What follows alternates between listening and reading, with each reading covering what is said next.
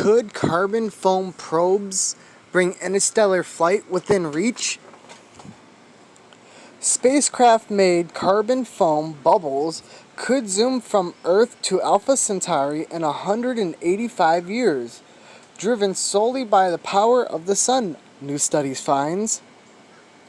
A swarm of these probes might help discover and study our solar system's mysterious Planet 9 if this hypothesized world exists, scientists added.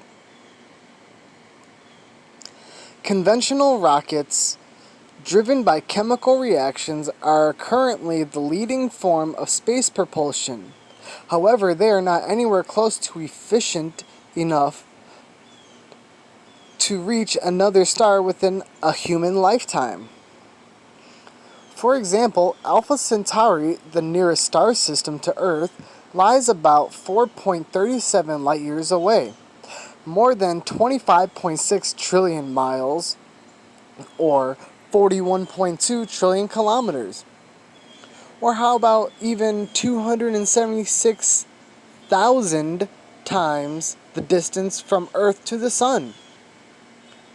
It would take NASA's Voyager 1 spacecraft, which launched in 1977 and reached interstellar space in 2012, about 75,000 years to reach Alpha Centauri if the probe were headed in the right direction, which it is not. The problem with conventional space thrusters is that propellant they used has mass. Long trips require a lot of propellant, which makes spacecraft heavy, which in turn requires more propellant, making them heavier, and so on. This problem comes exponentially worse than the larger spacecraft gets. Previous research has therefore suggested that light sailing might be one of the only technically feasible methods to get a probe to another star within a human lifetime. Although light does not exert much pressure, scientists have determined that what little it does apply could have major effect. Indeed, numerous experiments have shown that solar sails can rely on sun for propulsion given a large enough mirror and a spacecraft that is light enough. The $100 million Breakthrough Starshot initiative, which was announced in 2016, aims to launch swarms of microchip-size spacecrafts to Alpha Centauri, each of them sporting extraordinarily thin, incredibly reflective sails. The plan has these starchip flying at up to 20% of the speed of light, reaching Alpha Centauri in about 20 years. A drawback of the Starshot project is that it requires the most powerful laser array ever built to propel these star chips outward. And not only does the technology to build this array currently not exist, the project's estimated total cost may reach $5 billion to $10 billion. In the new study, astrophysicists suggested that a cheaper option could involve bubbles made of carbon foam. Probes made of this stuff could make interstellar journeys faster than any rocket while powered solely by sunlight without the need of a giant laser array, the researchers found. In order to develop a way for sunlight to propel a light sail to use interstellar speeds, researchers analyzed previous scientific research looking for strong, lightweight materials. They settled on aerographite, a carbon-based foam 15,000 times lighter than aluminum.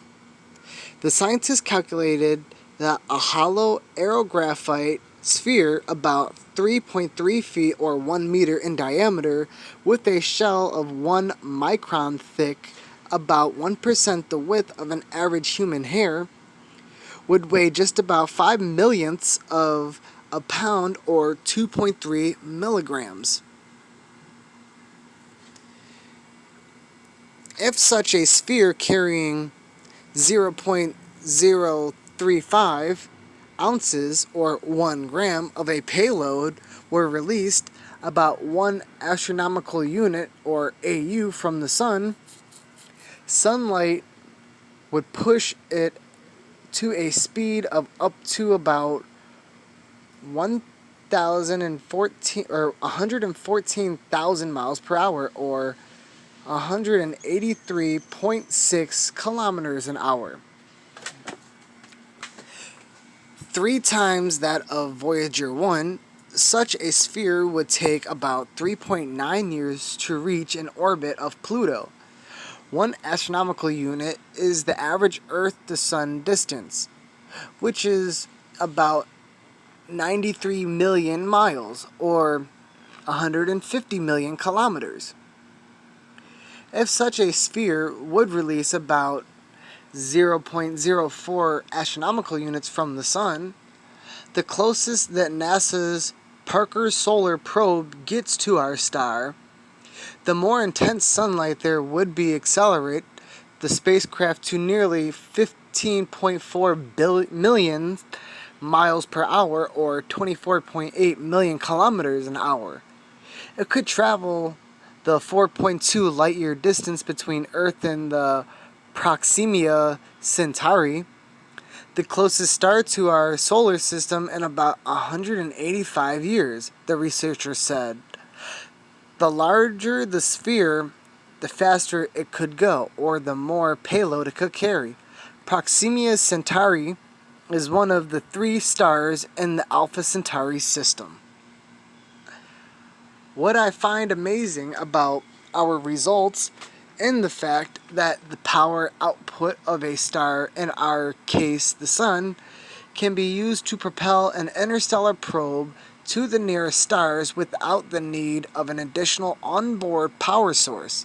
Study lead author Renee Heller, an astrophysicist at the Max Planck Institute of Solar System Research in Göttingen, Germany, told Space.com.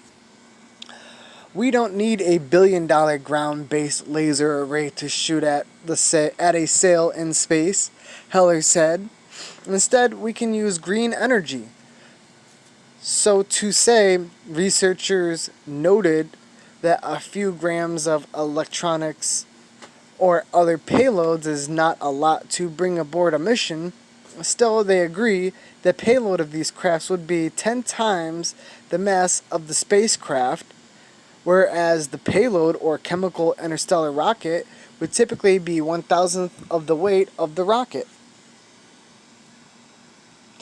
The researchers suggest that these spacecrafts could potentially carry a 32-watt laser weighing only 2,000ths of a pound, or 1 gram.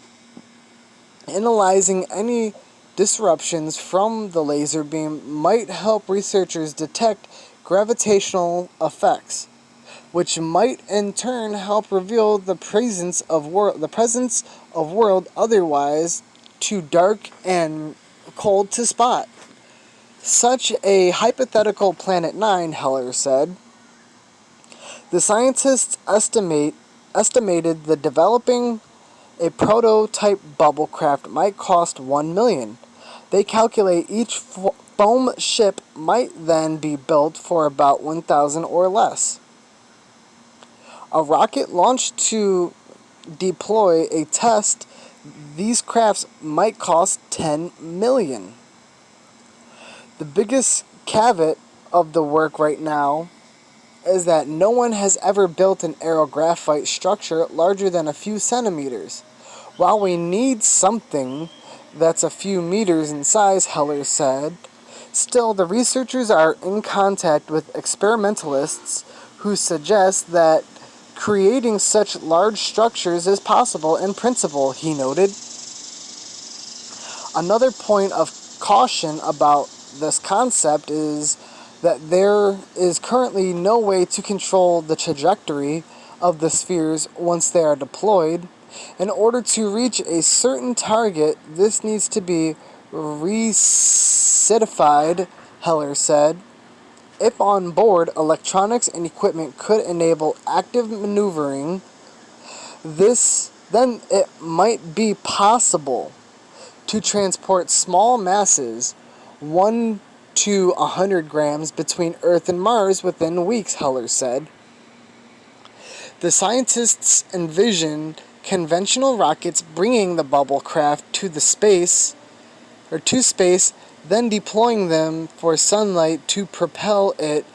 Remains uncertain how well these bubbles would survive transportation. One good thing about aerographite is the compressibility, Heller said. Even after extreme compression, a sample of graphite can reinflate to its initial state.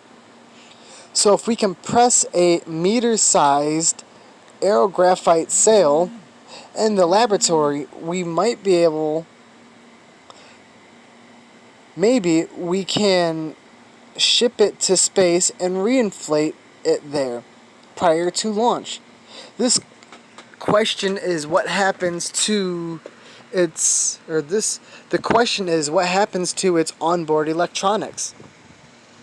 The scientists are now running experiments to test how well the aerographite absorbs and reflects light. They detailed their findings on July 7th in the Journal of Astronomy and Astrophysics.